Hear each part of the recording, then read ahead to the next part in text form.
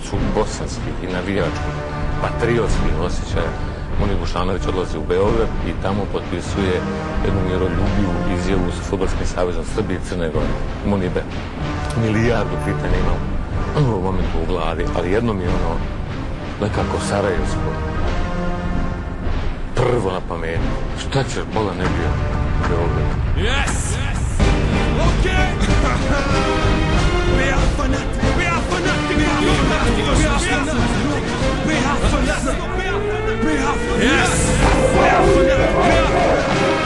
We are fanatic!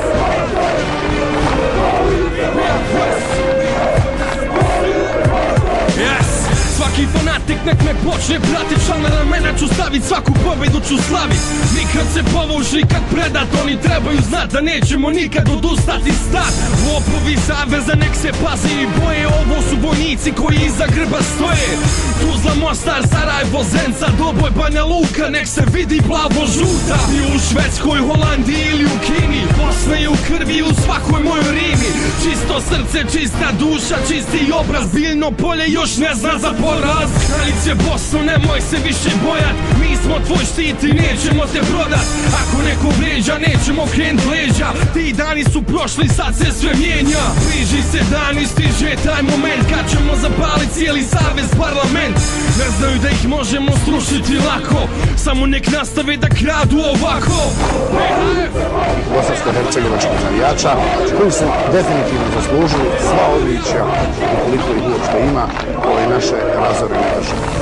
BHF gori, stadion sav, BHF, ovo je naš stav. Nek igra za pare koji ima tu želju, al na prvo mjesto stavi svoj grb i zemlju. Spremni u rovu, okreni stranicu novu, savez i vlada uskoro u grobu. Nemaju Bosnu u srcu, ja sam napadač, nisu moji političari, ja nisam njihov glasač. Nemojte na nas nikad se usudit, vama je krivo što nas ne možete kupit.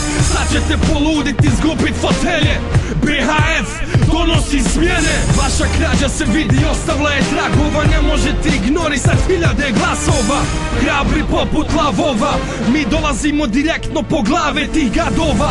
Ovo je pobuna bosanskih gradova, ovo je ustanak i smjena kadrova. Armija je stigla za pravdu da se bori, BHF nebo ima da gori.